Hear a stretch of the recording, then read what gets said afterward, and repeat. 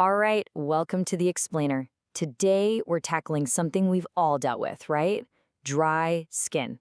But we're going to look at it in a whole new way. Think of it as this invisible battle happening right on the surface of your body, your absolute front line of defense. So let me ask you something. You ever get that tight, itchy feeling, when your skin just feels rough, maybe a little flaky? Yeah, if you're nodding along right now, that's basically your skin sending up a flare, an SOS.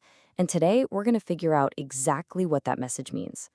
Okay, so to really get what's going on with dry skin, we've got to first understand our skin's secret mission. And trust me, it's about way more than just looking good. It's a seriously hardworking part of your body. I mean, just think about it for a second. Your skin is your body's literal first line of defense. It's a shield, right? It protects you from getting hurt, it locks in all that essential moisture, and it's constantly fighting off nasty stuff like germs and sun damage. It is an absolute multitasking superstar. So, the really cool part is how it pulls all this off. We've got to zoom in on the very, very top layer of your skin. It's called the stratum corneum, and the easiest way to picture it is like a fortress wall, a really well-built one with special bricks and mortar. So what makes this fortress so tough? Well, it really comes down to two things. First, you have the bricks. These are your skin cells, and they're packed with something called natural moisturizing factor, which is like a super sponge for water. Then you've got the mortar, holding it all together. This is a mix of lipids, things like ceramides and cholesterol, that seals everything up tight so that water can't just evaporate and escape. But here's the thing. That fortress wall, it's not invincible. It can be damaged. So what happens when that barrier starts to break down? Okay, this is the key.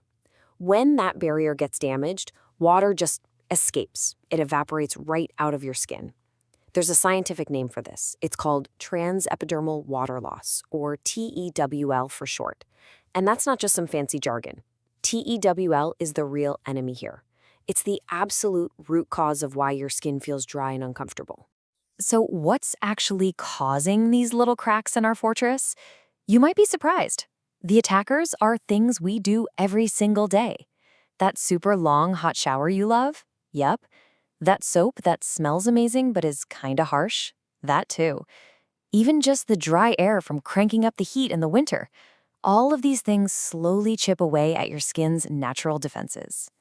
And once that water starts escaping, well, that's when you start to see and feel it. That's when you get that rough texture, the little fleeks, that annoying itch that just won't quit. Every single one of those things is a signal that your internal barrier is in trouble. All right, so it sounds like our skin is under constant attack, right? But here's the good news. We can absolutely fight back. And it doesn't have to be complicated. Let's talk about some simple, everyday defense tactics. Here is your super simple 3-step defense plan. Step 1, bathe smarter. I know it's tough, but try to keep showers short, like 3 to 5 minutes, and use lukewarm, not steaming hot water. This stops you from stripping away all those good natural oils. Step 2, pat, don't rub. When you get out, just gently pat your skin dry. Rubbing like crazy just causes more irritation. And step 3, humidify your HQ. Especially in the winter, get a humidifier and aim for about 40 to 50% humidity. Your skin will thank you. And you know what? We can take it even further. Ditch the harsh, super fragrant soaps, opt for soft cotton clothes instead of scratchy wool right up against your skin. And the simple stuff, it really adds up. Wearing gloves and a scarf when it's cold, always having a lip balm on you, all of these little things help build a much, much stronger barrier. But look, sometimes the daily defense isn't quite enough. Sometimes you gotta call in the special forces. So let's meet our super-powered allies in this fight, the Moisturizer Squad. You ever look at a bottle of moisturizer and wonder what's actually in there? Well, it's usually a team of 4 different types of heroes, all working together. First up, you've got the blocker. These are your occlusives. They create a physical shield to stop water from getting out. Then you have the magnet. These are humectants. They literally pull water into your skin. Next is the smoother, or emollients. They fill in all the little gaps between your skin cells, making everything feel soft. And finally, you have the repair crew, things like ceramides that actually rebuild that broken mortar in your skin barrier. Most moisturizers are a cocktail of all these guys. Okay, so you've got your squad of ingredients, but they need a way to get to your skin, right? A vehicle. Let's talk about the two most common ones, ointments versus lotions. Ointments are heavy duty. They are amazing at blocking water loss and they last a long time. But yeah, they can feel pretty greasy.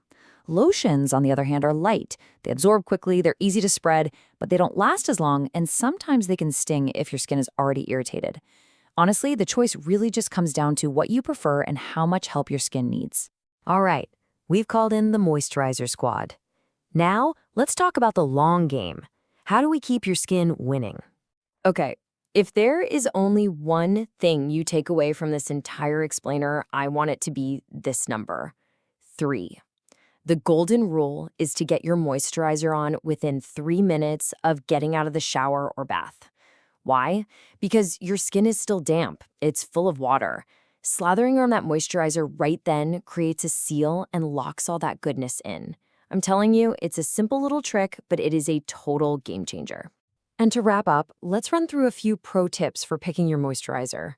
First, and this is huge, pick one you actually like. If you hate the feel or the smell, you're just not going to use it. Also, remember that applying enough of it is way more important than what fancy brand you choose. If you've got sensitive skin, definitely stay away from added fragrances.